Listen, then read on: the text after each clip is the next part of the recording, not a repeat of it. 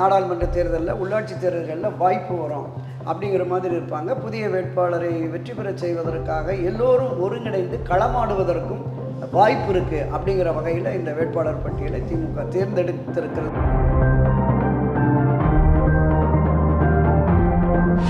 INDIA ஆட்சிக்கு அமைந்தால் மட்டுமே இந்த 1-2 கோரிக்கைகளை தான் அப்பவும் நிறைவேற்ற முடியும். இந்த திராவிட மாடல் ஆட்சியின் செயல்பாடுகளை ஒட்டுமொத்த இந்தியாவில் இருக்கிற இதே இந்தியா ஐஎன்டிஏ அணி கூட்டணியில் இருக்கிற மற்ற அரசியல் கட்சிகள் அந்த மத்திய அரசின் சட்டங்களை இங்கு அனுமதிக்க மாட்டோம், ஏற்றுக்கொள்ள மாட்டோம் என்பது இந்திய அரசமைப்பு சட்டத்திற்கு விரோதமானது. அதை ஏற்றுத்தான் ஆகணும். வெற்றி முக்கியம் என்று வருகிற பொழுது அந்த இடத்துல வேட்பாளரும் முக்கியம். இவருடைய ஒற்றை இலக்கு, ஒற்றை நோக்கம் பாஜகவை வீழ்த்தணும், பிரதமர் நரேந்திர மோடி மீண்டும் பிரதமராகக்கூடாது.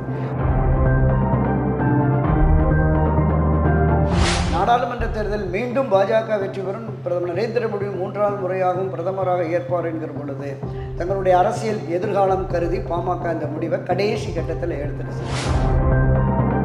மெகா கூட்டணி அமைப்பதிலிருந்து அவர் தவறிவிட்டார். இந்த தேர்தலில் அவர் மிகப்பெரிய ஒரு தோல்வியை தழுவார் அப்படின்னு தான் நான் பார்க்கிறேன். 5 தொகுதி தர்றோம், தேமுதிக எங்கள் அணியில் இருக்குன்னு. ஆனால் இதுவரையிலும் தேமுதிக தரப்பில் திருமதி பிரேமலதா அறிவிக்கல. நாங்களும் பாஜக என்று போனவெல்லாம் ஆச்சரியப்படுறது இல்லை. அரசியலில் எப்போது வேண்டுமானாலும் எது வேண்டுமானாலும் நடக்கலாம். இந்த வீடியோவை உங்களுக்கு வழங்குபவர்கள் பேசஸ் பே, secure digital payments with multiple features and great success rate. ஓகச் தமிழ் நேயர்களுக்கு வணக்கம். இன்றைக்கு பத்திரிகையாளர் துரை கருணா அவர்களோடு உரையாட இருக்கிறோம். சார் வணக்கம். வணக்கம் சார். திமுக இன்றைக்கு தேர்தல் அறிக்கையை வெளியிட்டிருக்கிறாங்க.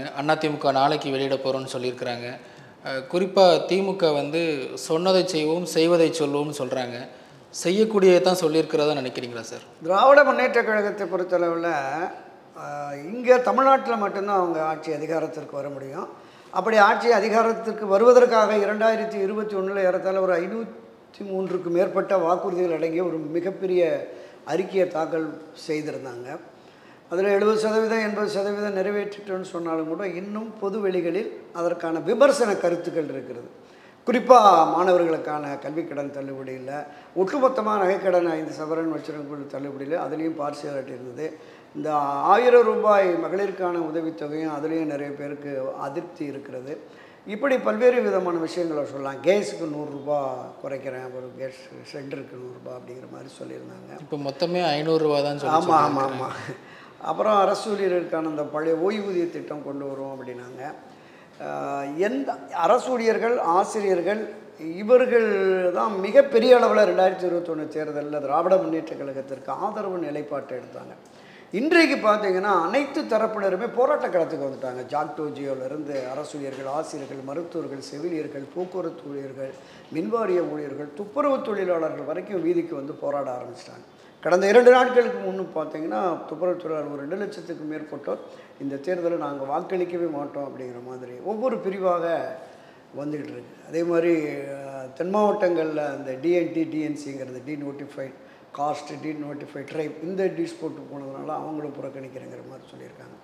இப்படி ஏராளமான பிரச்சனைகளில் இங்கு இந்த மாநில அரசு சிக்கி தவித்து கொண்டிருக்கிற நேரத்தில் மத்தியிலே ஐஎன்டிஏ ஆட்சி அமைந்தால் நாங்கள் இதெல்லாம் செய்வோம் அப்படிங்கிற மாதிரி ஒரு பெரிய பட்டியலை சொல்லியிருக்கிறாங்க. மரியாதைக்குரிய திருப்பதி கனிமொழி தலைமையில் அவங்க ஒரு பெரிய கமிட்டியை போட்டு அந்த கமிட்டி பல்வேறு மாநிலங்கள்லேயும் பல பகுதிகளிலும் போய் மக்களுடைய எண்ணங்களை, உணர்வுகளை சேகரித்து இந்த அறிக்கையை தாக்கல் செய்திருக்கோம் அப்படின்னு சொல்கிறாங்க. ஐஎன்டிஏ ஆட்சிக்கு அமைந்தால் மட்டுமே இதில் அவங்க கோரிக்கைகள் 1-2 கோரிக்கைகளை தான் அப்பவும் நிறைவேற்ற முடியும். ஏன்னா அமைந்தால் கூட பெட்ரோல் டீசல் விலையெல்லாம் இவ்வளவு குறைக்க முடியும்னு நினைக்கிறீங்களா? இல்லை, அதுதான் நான் சொல்ல வந்தேன். திராவிட முன்னேற்ற கழகத்தை தவிர்த்து இந்த அணியில் இருக்கிற ஐஎன்டி அணியில் இருக்கிற ஒரு 20-25 கட்சிகளுக்கு எந்த விதமான மனநிலை இருக்கிறது, திமுகவினுடைய அறிக்கையோடு ஒத்து போவார்களா அப்படிங்கிறது ஒரு மிகப்பெரிய அளவில். ஏன்னா அந்தந்த மாநிலங்களில் அந்தந்த மாநிலங்களில் பிரச்சனை இருக்குது. ஒட்டுமொத்த இந்தியாவின் தேவைகள் என்ன அப்படிங்கிறத பார்த்து தான் அவங்க அதெல்லாம் பண்ணணும் அப்படின்னு மாதிரி இருப்பாங்க. எல்லா மாநிலங்களிலும் நீட் தேர்வு இருக்குது. இங்கே நீட்டை விளக்குவோம் அப்படிங்கிறதுக்கு எந்த அளவுக்கு இந்தியா கூட்டணி ஆட்சி அமைத்தாலே முடியுமா அப்படிங்கிறது மிகப்பெரிய சந்தேகமாக இருக்குது. போன சட்டமன்ற தேர்தலையும் தமிழ்நாட்டுக்கு விலக்கு வாங்குவோன்னு சொல்லியிருந்தாங்க. ஆமாம், ஒவ்வொரு முறையுமே சொல்கிறாங்க. சாத்தியமில்லை அப்படிங்கிற இது வந்து இப்போ இந்தியா முழுமைக்கும் உச்சநீதிமன்றத்தினுடைய உத்தரவின் அடிப்படையில் இருக்குது. இது முடியாது அப்படின்னு சொல்லி இந்த வழக்கில் வாதாடிய மரியாதைக்குரிய ப. சிதம்பரத்தின் மனைவி நளினி சிதம்பரம் அந்த உச்சநீதிமன்ற தலைவாசலில் நின்று சொன்ன கருத்து, இந்தியாவில் இனி யாருமே நீட்டுக்கு விலக்கு பெற முடியாது அப்படின்னு சொல்லிட்டு போனாங்க. ஆனாலும் நாங்கள் சட்ட ரீதியாக போராடுவோம்னு சொன்னாங்க. அந்த ரகசியம் எங்களுக்கு திரு உதயநிதி உட்பட பலருமே சொன்னாங்க, நாங்கள் ஆட்சிக்கு வந்த ஒரு மாதத்திலேயே இந்த நீட்டை முழுமையாக ரத்து செய்திருவோம், அந்த ரகசியம் எங்கள்கிட்ட இருக்குன்னு. இதை நம்பி பல மாணவ மாணவிகள் வந்துடும் அப்படின்னு நினச்சிட்டு அவங்க அசால்ட் இருந்தனால அவங்களுமே ஒரு 4-5 பேர் தற்கொலை பண்ணக்கூடிய நிலைமை தான் உருவாயிடுச்சு. இப்போவுமே சட்ட ரீதியாக உச்சநீதிமன்றத்தில் இதை எதிர்த்து இவருக்கு விலக்கு கொடுப்பார்களா அப்படிங்கிறது ஒரு மிகப்பெரிய சந்தேகமாக இருக்கிறது. காங்கிரஸ் வந்தால் இல்லை இப்போ காங்கிரஸ் தலைமையில் ஆட்சி அமையுமானா மிகப்பெரிய சந்தேகம். ஒரு 40-45 தொகுதி தான் அப்போ இருக்குது. அதிகபட்சமாக 100க்கும் மேற்பட்ட தொகுதிகளில் இவர்கள் வெற்றி பெறுவார்களாங்கிறதே சந்தேகம். பல மாநிலங்களில் காங்கிரஸ் கட்சிக்கு அதிக இடங்களை ஒதுக்குவதற்கு அந்தந்த மாநில கட்சிகள் விரும்பலை. இப்போ உதாரணத்துக்கு திராவிட முன்னேற்றக் கழகம் இங்கே காங்கிரஸ் கட்சிக்கு ஏற்கனவே கடந்த ஆண்டு கொடுத்த அந்த 10 தொகுதிகள் தான் கொடுத்துருக்காங்க. கூடுதலாக 15 தொகுதி கேட்டாங்க, 14, 12ன்னு கேட்டாங்க. ஒரு தொகுதி கூட அதிகமாக அவங்க கொடுக்க முன்வரலை. இப்போ இதே நிலைப்பாடு தான் மற்ற பகுதிகள் இருக்குது. வெஸ்ட் பெங்காலில் ஒன்று கூட கொடுக்க முடியான்ட்டாங்க. ஊபியில் ஒரு 11 தொகுதி என்ன கொடுத்துருக்காங்க. ஸோ இப்படி வருகிற பொழுது ஒட்டுமொத்தமாக தேசிய அளவில் எதிர்க்கட்சி முகமாக இருக்கிற காங்கிரஸ் கட்சி ஒரு பிரதான இடத்தை பெற்றால் கூட ஏதாவது பண்ண முடியும்னு பார்க்கலாம். ஆனால் அப்படி இல்லை. இன்னொன்று, எல்லா மாநில கட்சிகளும் இணைந்து ஒற்றை இலக்கில் பிரதமர் நரேந்திர மோடியை வீழ்த்த வேண்டும், மீண்டும் பாஜக ஆட்சி அமைக்கக்கூடாது என்கிற ஒற்றை இலக்கை தான் எங்களுக்கு அப்படிங்கிற மாதிரி பிரச்சாரத்தை முன்னெடுக்கிறாங்க. இந்த பாஜக ஆட்சியை அகற்றிவிட்டு நாங்கள் ஆட்சிக்கு வந்தால் என்னவெல்லாம் செய்வோம், மக்களுக்கு என்ன விதமான விஷயங்களை நாங்கள் முன்னெடுப்போம் அப்படிங்கிற வாக்குறுதி உறுதிமொழி இல்லை. யாரை கேட்டாலும், திமுக காங்கிரஸ் கேட்டாலும் எங்களுடைய ஒற்றை இலக்கு, ஒற்றை நோக்கம் பாஜகவை வீழ்த்தணும், பிரதமர் நரேந்திர மோடி மீண்டும் பிரதமராகக்கூடாது. இந்த பிரச்சாரம் இருக்குல்ல, இந்த பிரச்சாரமே வட மாநிலங்களில் பெரிய அளவில் பாஜகவுக்கு ஒரு ஆதரவு நிலைப்பாட்டை உருவாக்கிருச்சு அப்படின்னு தான் நம்ம பார்க்குறோம். ஏறத்தாழ ஒரு 10-14 நிறுவனங்கள், கருத்து கணிப்பு நிறுவனங்களில் ஒரு 12க்கும் மேற்பட்ட நிறுவனங்கள் 300க்கும் மேற்பட்ட இடங்களில் பாஜக வெற்றி பெறும், பாஜக கூட்டணி 350-360 வெற்றி பெறும் அப்படிங்கிற 360 வரைக்கும் வெற்றி பெறும் அப்படிங்கிற மாதிரி தான் இருக்குது. ஸோ இந்த மனநிலை என்பது தென் மாநிலங்களில் அதிகமாக இல்லை. தென் மாநிலங்கள் அதிகபட்சமானாலே கர்நாடகா, ஆந்திரா, தெலுங்கானா, தமிழ்நாடு, கேரளா உட்பட இந்த ஒரு 4-5 மாநிலங்களில் அதிகபட்சமாக ஒரு 15-20 இடம் கிடைச்சாலே பெரிய விஷயம் அப்படிங்கிற மாதிரி இருக்குது. ஆனால் வட மாநிலங்களில் இவங்க எதிர்பார்க்கிற வெற்றி கிடைத்துவிடும். அப்படி வெற்றி கிடைத்து மீண்டும் பாரதிய ஜனதா கட்சி ஆட்சி அமைக்கும் பட்சத்தில் திரு ஸ்டாலின் இன்று வெளியிட்ட அந்த அறிக்கையில் ஒன்றை கூட அவர்கள் நிறைவேற்ற முடியாது அப்படிங்கிறது தான் கள யதார்த்தம். ஒருவேளை மக்கள் நலன் கருதி, இந்த மாநிலத்தின் நலன் கருதி, தமிழகத்திற்கு, தமிழக வளர்ச்சிக்கு நாம் இதை செய்தால் சரியாக இருக்கும் என்று இவர்கள் பட்டியலில் வந்த 1-2 விஷயங்களை முன்னெடுக்கலாம். இப்போ இந்த கவர்னருடைய அதிகாரத்தை குறைக்கிறது, இந்த மாதிரி விஷயங்கள்லாம் எடுத்துகிட்டே போக முடியாதுல்ல, அதுதான் யதார்த்தம். கவர்னர் மீது சட்ட நடவடிக்கை எடுப்பதற்கான திருத்தங்களை மேற்கொள்வோம் அப்படிங்கிறாங்க. அதுதான் அவங்க ஆசை தான். தன்னுடைய ஆசைகளை, தன்னுடைய விருப்பங்களை அறிக்கைகளாக சமர்ப்பித்திருக்கிறார்கள். இது நிச்சயமாக முடியாதுங்கிறது அவங்களுக்குமே தெரியும். இல்லைங்க, ஐஎன்டி அணி ஜெயிச்சா கூட 2/3 மெஜாரிட்டி இருந்தால் தான் அங்கே பார்லிமெண்ட்டில் சட்டத்தை கொண்டு வந்து நிறைவேற்ற முடியும். 3/2 நாடாளுமன்ற உறுப்பினர்கள் இவங்களுக்கு வாக்கள் கிடைக்குமாங்கிறது ஒரு மிகப்பெரிய கேள்விக்குறி.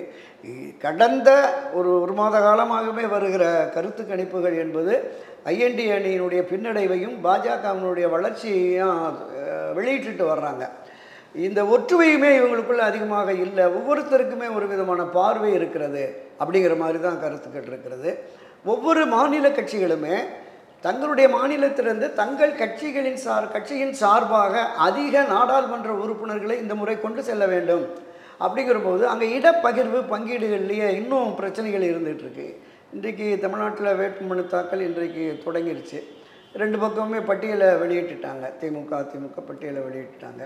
7 கட்டமாக அறிவிக்கப்பட்ட அந்த தேர்தல் காலம் என்பது இன்றைக்கு தொடங்கிருச்சுன்னே வச்சுக்கலாம். அடுத்தடுத்து இந்த 7 கட்டமாக நடைபெறுகிற இந்த வாக்குப்பதிவின் போது அந்தந்த மாநிலங்களில் இந்த ஐஎன்டிஏ அணிக்கு எத்தனை இடங்கள் யாருக்கு கிடைக்கும் அப்படிங்கிறது இன்னுமே இறுதிப்படுத்தப்படவில்லை. அவங்க இறுதிப்படுத்தி மக்களை சந்தித்து பிரச்சாரம் மேற்கொண்டு பாஜகவுக்கு எதிராக அவர்கள் களமாடி வெற்றியை பெறுவார்களா, அது சாத்தியமா அப்படிங்கிறது ஒரு மிகப்பெரிய கேள்விக்குறி. நான் கடந்த பல பதிவுகளில் சொல்லியிருக்கேன். 1970களில் ஜனதா கட்சி ஆட்சி அமைந்த போது மிக சிறந்த அறிவுஜீவிகள்லாம் சேர்ந்து அந்த ஆட்சியை அமைச்சாங்க. ஆனால் ஒரு நிலைத்த ஆட்சியை கொடுக்க முடியல. மொரார்ஜி தேசாய், சரண் சிங்கு, விபி, இப்படி பல பேர் ஒன்று ரெண்டு பிரதமர்களை பார்த்தோம். 90களில் அந்த மாதிரி ஒரு நிலை வந்தது. விபி சிங், குஜரால் தேவகப்படான்னு 2-3 பிரதமர்களை பார்த்தோம். அப்படி ஒரு நிலையற்ற அரசு இருப்பதால் இந்தியாவிற்கே அது சரியில்லை. இந்தியாவினுடைய வளர்ச்சிக்கும் பாதுகாப்புக்கும் இடையூறாக இருக்கிறது. ஒரு முடிவு எடுக்க முடியல. இல்லை, அப்போ முடிவெடுக்க முடியாத நிலையில் ஒரு அரசாங்கம் நடத்தினால் அது வந்து சரியாக இருக்காதுங்கிற பார்வை மக்கள் மத்தியில் வந்துடுச்சு. உதாரணத்துக்கு சொல்கிறேன், மொரார்ஜி தேசாய் பிரதமராக 77 அவர் வந்தபோது ஒரு ஆட்சி அமைந்த ஒரு வார பத்துகளில் ஒரு 6-7 மாவட்டங்களில் கவர்னர் நியமனம் வருது. இந்த கவர்னர் நியமனம் வந்து பெரும்பாலும் ஸ்தாபன காங்கிரஸ் ஆட்களை தான் போட்டிருக்காங்க மொரார்ஜி. உடனே சரண் சிங் உள்துறை அமைச்சர் அவர் ஒரு ஸ்டேட்மெண்ட் கொடுக்குறார். இந்த கவர்னர் நியமனம் என்பது உள்துறை தொடர்பானது. உள்துறை அமைச்சரான என்னை கலந்தாலோசி கிழமையே பிரதமர் போட்டாருன்ட்டாங்க ஒரு மாதத்தில். இப்போ இந்த கான்ட்ரவர்சிங்கிறது இப்போ ஆட்சி அதிகாரத்துக்கு வருபவர்கள் வர முடிந்தால் ஐஎன்டி அணியில் இது நிச்சயமாக இருக்கும். அது அதே காலகட்டத்தில் கடந்த 70-90கள் மாதிரி ஒரு நிலைத்த அரசு இல்லாத சூழல் வருமோ அப்படிங்கிற ஐயப்பாடு மக்களுக்கு எழுந்தால் மீண்டும் பிரதமர் நரேந்திர மோடி பிரதமராகணும், பாஜக 3வது முறையாகவும் ஆட்சி அமைக்க வேண்டும் என்கிற அந்த கண்ணோட்டம் மக்களுக்கு வந்ததுன்னா நிச்சயமாக அது வெற்றி பெறுவதற்கான கூடுதல் வாய்ப்பு இருக்கிறது. அப்படி அமைகின்ற பட்சத்தில் திராவிட முன்னேற்றக் கழகத்தின் அறிக்கையில் நான் குறிப்பிட்டது மாதிரி தமிழகத்தின் நலன் கருதி தமிழக மக்களுடைய வளர்ச்சிக்காக அவங்க ஏற்கனவே உறுதிமொழி கொடுத்துருக்காங்க. பாரதிய தமிழகத்திற்கென்று சிறப்பு பிரத்யேக அந்த அறிவிப்புகள்லாம் அறிக்கையில் இடம்பெறும்னு சொல்லி. அப்படி வருகிற பொழுது நிச்சயமாக அந்த மகாத்மா காந்தி வேலை உறுதி திட்டத்தில் வந்து 150 நாட்கிறது. இப்போ இருக்கிற அந்த தொகையை 400 ரூபாய் அது மாதிரி சாலை பால வசதிகள் இப்படி 1-2 விஷயங்களில் மாநில நலன் கருதி செய்யலாம். ஆனால் இவர் அறிவித்திருக்கிற இந்த அறிக்கைகள் ஐஎன்டிஏ அணியை நிச்சயமாக ஆட்சி அதிகாரத்திற்கு வரப்போவதில்லை.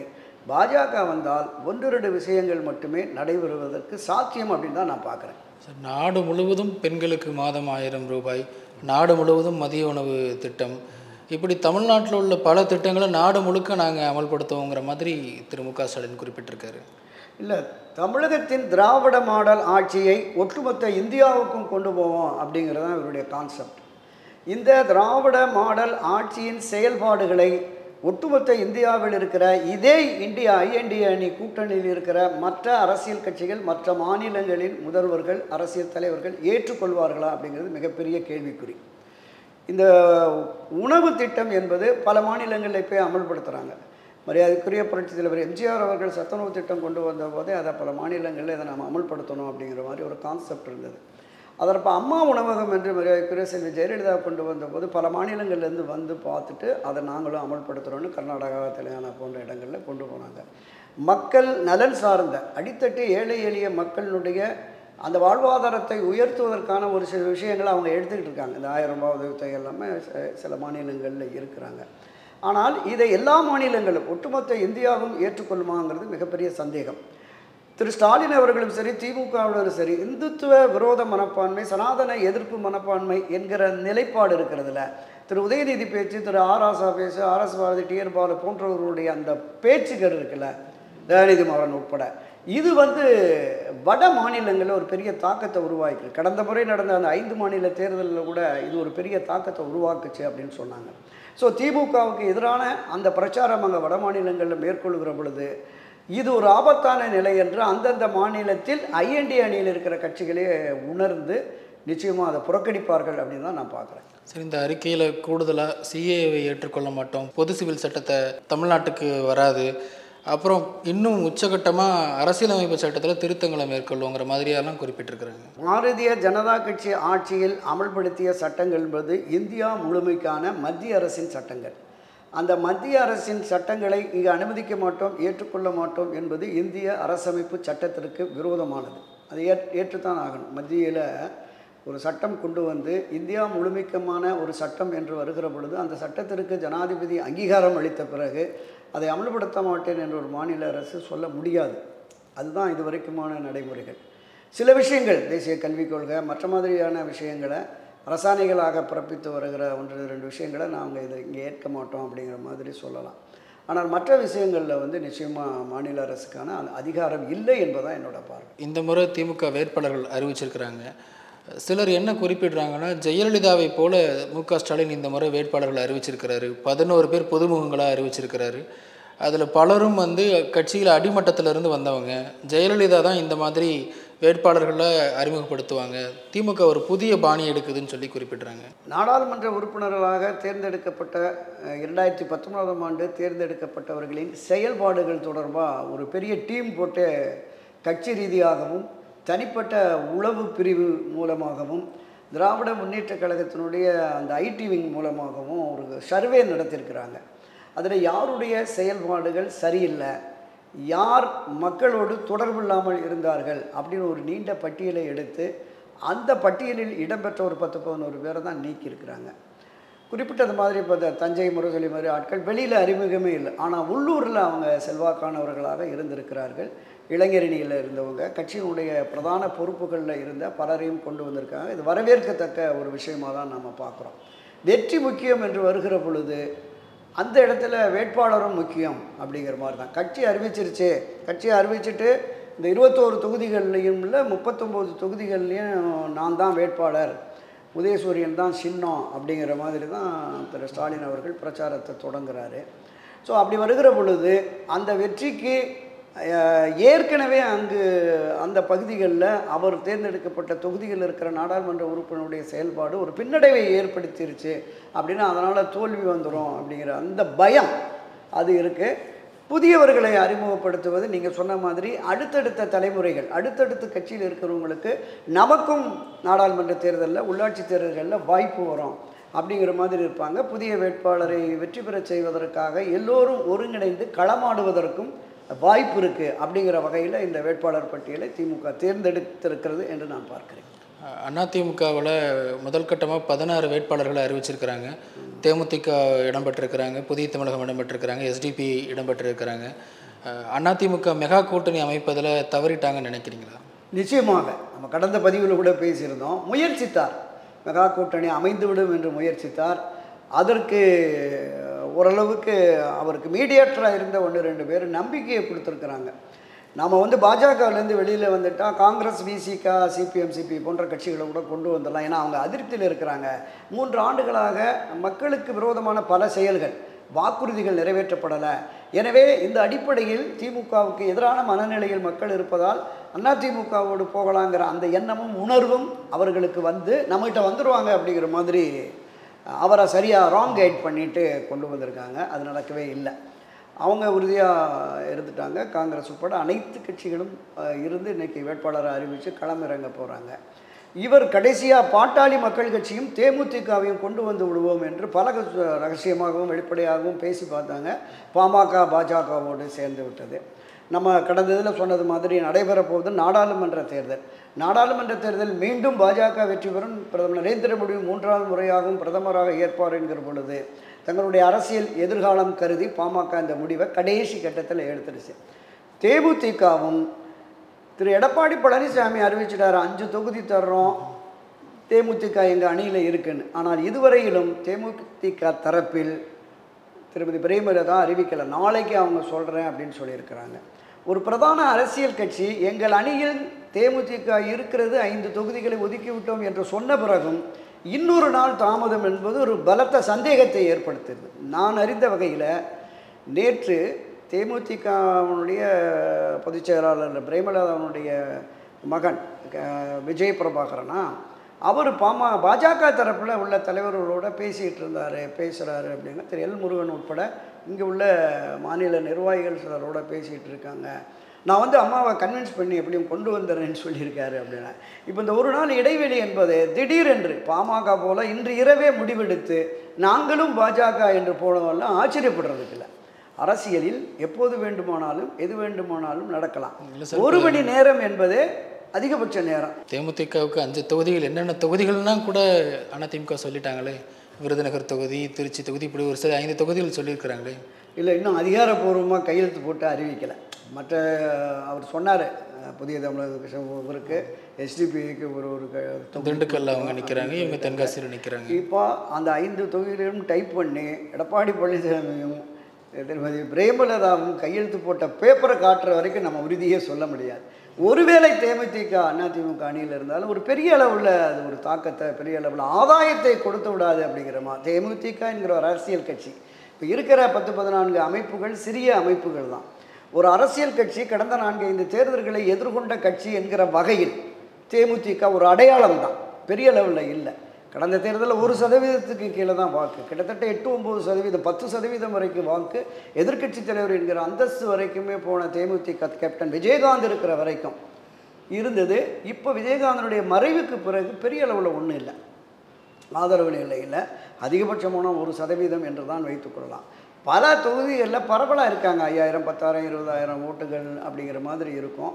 அது நமக்கு கை கொடுக்கும், பலனளிக்கும் என்று கருதி வந்திருக்கிறாரு. நீங்கள் குறிப்பிட்டது மாதிரி மெகா கூட்டணி அமைப்பதிலிருந்து அவர் தவறிவிட்டார். இந்த தேர்தலில் அவர் மிகப்பெரிய ஒரு தோல்வியை தழுவார் அப்படின்னு தான் நான் பார்க்குறேன். இப்போ இன்றைக்கி அதிமுக தேர்தல் அறிக்கையை வெளியிடதாக இருந்தது. கிட்டத்தட்ட திமுகவினுடைய அறிக்கையை போல அதிமுகவின் அறிக்கையை எதிர்பார்க்கலாமா சார்? இல்லை, எப்போவுமே அண்ணா திராவிட முன்னேற்ற கழகத்தை பொறுத்தளவில் மாநில மக்கள், தமிழக மக்களுடைய நலன் கருதி தமிழக உரிமை சார்ந்த விஷயங்கள் தான் மரியாதைக்குரிய புரட்சித் தலைவர் எம்ஜிஆர் செல்வி ஜெயலலிதா காலத்தில் இருந்தது. அதே அடி ஒட்டி தான் இந்த காவிரி பிரச்சனை, முல்லை பெரியாறு பிரச்சனை, பாலாறு பிரச்சனை, இது மாதிரி பிரச்சனைகளுக்கு மத்திய அரசு தீர்வு காணணும் அப்படிங்கிற மாதிரி இருக்கும். மாநிலத்திற்கு கூடுதல் நிதி, புதிய திட்டங்கள், அந்த மாதிரியான பார்வை இருக்கும். அது இன்று இரவோ நாளைக்கோ வெளியிடுவாங்க அப்படிங்கிற மாதிரி பார்ப்போம். அதுலேயும் பெரிய அளவில் நாங்கள் இதை நிறைவேற்றி தருவோம், அந்த மாதிரியான ஒரு உறுதியான வாக்குறுதிகள் பெரிய அளவில் இடம் பெறுவதற்கான வலியுறுத்துவோம், கேட்டுக்கொள்வோம், அந்த மாதிரி தான் போகும். அப்படி தான் இருக்கும்னு நம்புகிறேன். மிக்க நன்றி சார். நன்றி. இந்த வீடியோ உங்களுக்கு பிடிச்சிருந்தா லைக் பண்ணுங்க, ஷேர் பண்ணுங்க, கமெண்ட் பண்ணுங்க. மறக்காம OH தமிழ் சேனலுக்கு சப்ஸ்கிரைப் பண்ணுங்க.